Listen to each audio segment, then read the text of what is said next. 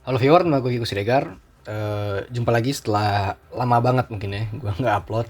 Di video kali ini, gue mau sedikit menghujat salah satu game balap yang menurut gue ini paling jelek. Bukan secara kualitas ya, tapi mungkin secara konsep itu jelek banget. Yaitu, ya, The Crew Motorfest. Tentu pendapat ini subjektif banget gitu ya, dari kacamata gue yang emang eh, penggemar game balap, tapi cenderung biasa itu ke arah game balap single player. Gue prefer game yang gue bisa mainin sendiri tanpa harus perlu koneksi internet, dan sebenarnya bukan masalah koneksi internet tapi lebih ke gue bener-bener main bisa sendiri. Gue nggak perlu nyari orang lain buat main gitu, nggak perlu nunggu matchmaking, nggak perlu nyari temen gitu. Gue sendiri udah main The Crew 1 gue sempat main sebentar, baru awal banget. Nah cuman servernya keburu shutdown. Kemarin sempat kontroversial ya soal server shutdown itu. Dan abis itu gue beli The Crew 2 karena waktu itu di Steam sale cuman harga 10.000 doang. 10.000 ya belilah gitu, pastilah game balap apapun 10.000. Dan The Crew 2 sendiri menurut gue itu udah agak, secara konsep udah agak absurd ya, karena dia itu kelihatan banget dia mau ngikutin tren game balap festival ala-ala Forza Horizon. Tapi feel-nya itu lebih arcade gitulah. Progressionnya juga agak bingung jujur. Kita tuh kayak main bingung harus ngapain dulu, gak jelas kita arahnya tuh mau kemana. Di awal bener-bener pilihan kita sendiri gitu, kita mau ngumpulin uang gimana, kita mau ngeprogres mana dulu. Ditambah mobil itu mahal banget, dapat uangnya sedikit banget, jadi setengah mati mainnya dulu yang The Crew 2. Tapi gue masih cukup enjoy karena mapnya lumayan lah ya. Mapnya dia Amerika, lumayan gede mapnya, dan juga karlisnya bagus bagus banget. Jadi ya dengan segala keabsurdannya gue masih bisa menikmati balapan dengan mobil yang menarik yang gue punya. Masuk ke The Crew Motorfest. Game ini lucunya adalah menurut gue nomor satu soal progression gitu. Gue bilang secara game sebenarnya nggak jelek gitu. Grafik ya sosok bagus. Konsep meskipun clone banget, ini Forza clone banget, tapi gak ada masalah sebenarnya. Buat gue itu bukan masalah, karena ya pada akhirnya buat gue game balapan ya balapan aja gitu. Yang penting lo koleksi mobil, balap, nabung, beli mobil lagi, repeat gitu. Ditambah bisa modifikasi gitu kan. Seneng banget tuh gue ngemodif mobil gitu. Jadi sebenarnya game ini itu punya mobil yang cukup lengkap. Dia mau mobil The Crew 2 di sini semuanya ada, yang dimana Cardesi aja The Crew 2 itu udah banyak banget. Ditambah mau mobil baru lagi di sini.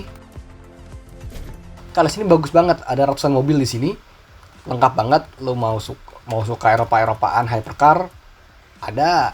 Mau sukanya mobil-mobil klasik, ada. Mau mobil Amerika, ada. Dan kalau buat gue sih yang penting mah mobil Jepang ada gitu. Banyak juga mobil Jepangnya, dan itu yang menjadi daya tarik juga itu game ini dapat Toyota. Dimana sempat ada masanya gitu, Toyota itu jarang banget di video game tuh, jarang banget muncul Toyota. Di sini ada Toyota, dan di sini ada Toyota yang baru, ada JR86, ada JR Supra gitu. Supra yang A80 juga ada. Jadi ya buat mobil menarik banget gitu. Dan itu sebenarnya yang bikin gue tertarik untuk beli yang Motorfest ini, selain karena lagi diskon waktu itu ya. Ada. Dan nah, awalnya lagi yang bikin gue tertarik ada sebenarnya ini playlist. Ini berhubungan ya, gue bilang dari keabsurdan game ini. Tapi awalnya playlist ini yang bikin gue tertarik buat beli game ini. Jadi dimana ada kategori-kategori kan di sini. Ada American Muscle, ada Luxury, ada BMW, ada kita LBWK, ada kita Made in Japan, ini mau buat mobil JDM. Gua kira playlist ini adalah kategorisasi buat progressionnya gitu.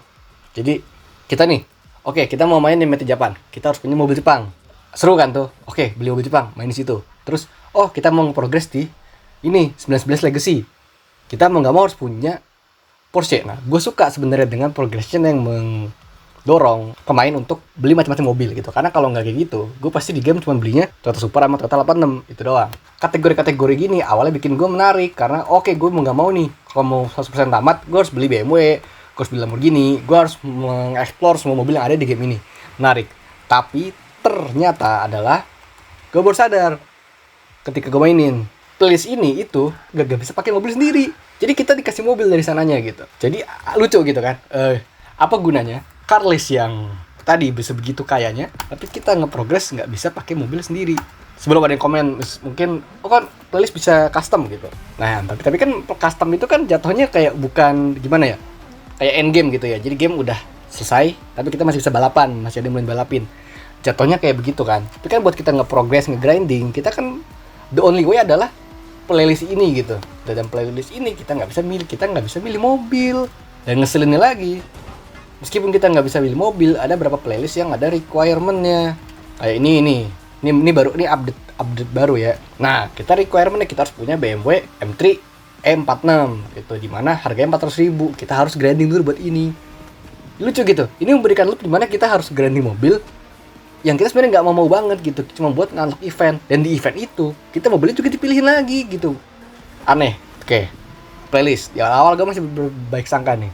Oke, mungkin playlist ini emang cara kerja begitu, tapi nanti ada nih main stage ini mungkin jangan-jangan kita nanti pakai mobil sendiri. Ternyata enggak gitu. Kita masih dipilihin di sini kan. Absurd dah pokoknya. Nah, the only balapan yang menurut gue cukup menarik di sini itu cuman yang Motor Fast Rival, karena iya, dia sistemnya jadul aja, kayak game balap klasik aja gitu. Kita cuman kita ngelawan rival nih, habis itu kita terakhir lawan bos. Ntar kalau semuanya udah ada nih, semuanya udah kanok, kita lawan bos gede gitu. Simple. Ini gue suka progression kayak gini. Tapi bayangin, dari 60 giga konten yang ada, cuman ini doang yang menurut gue enjoyable. Artinya kita cuma ada berapa belas? Enggak, 21 kalau gue nggak salah hitung. Ya, 21 doang. Balapan dimana kita bisa pakai mobil sendiri. Itu pun juga ada tire-tire gitu kan. Ya, itu absurd menurut gue. Oke, kita udah bahas secara konsep game yang absurd, dan menurut gue itu menjadi esensi kejelekan game ini. Kita lanjut ke UI ya. UI emang dari The Crew 2 juga gue udah agak pusing sama UI game ini. Kayak itu gampang banget salah pencet ya.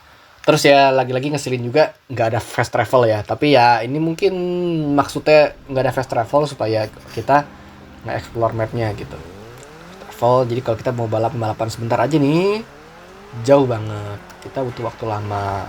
Mau nggak mau kita jadi lama di game. Padahal kalau gue pribadi lebih suka main game itu kan buat refreshing ya, atau mungkin killing time singkat.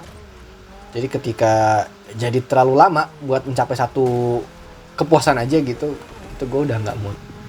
Kayak ini gue mau tadi ngelawan yang rival yang tadi gue ceritain, the only progression menurut gue seru di sini. Tapi nah lagi handlingnya game ini menurut gue jelek. Gue jujur gue emang orangnya lebih suka game arcade ya. Karena gue nggak punya setup setiran, jadi gue kan main pakai keyboard.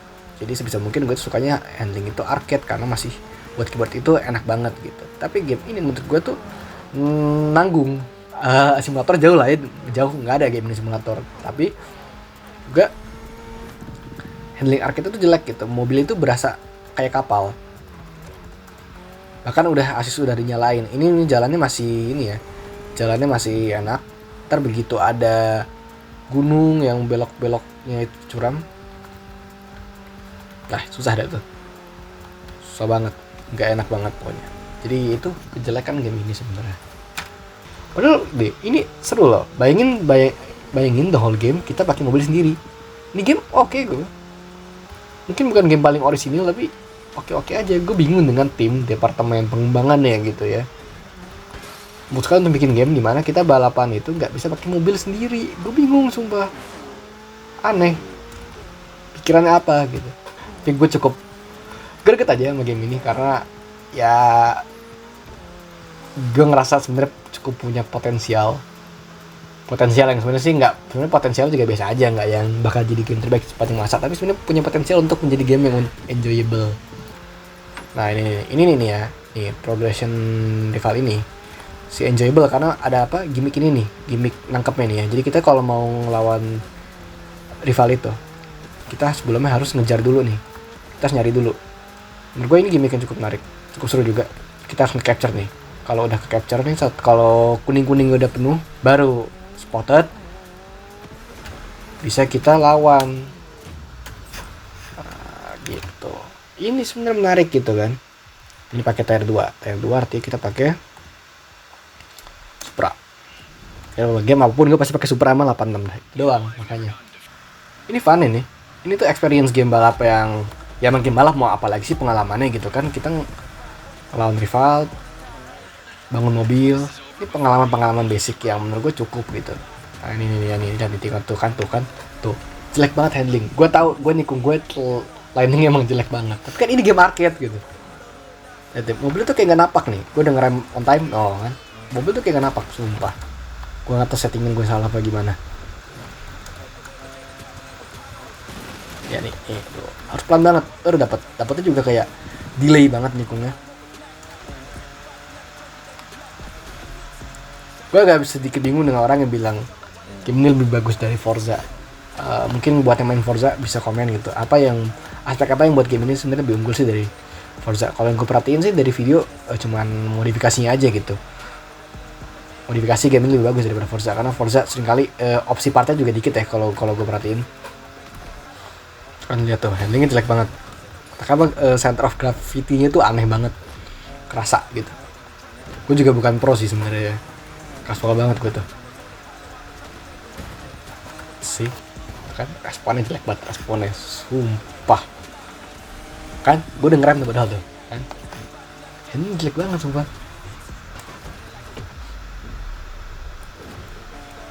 What itu kan apa yang harus gue lakukan coba ngerem banget apa salib tuh jadinya. Tadi lu traffic itu tiba-tiba numpuk kayak tadi tuh.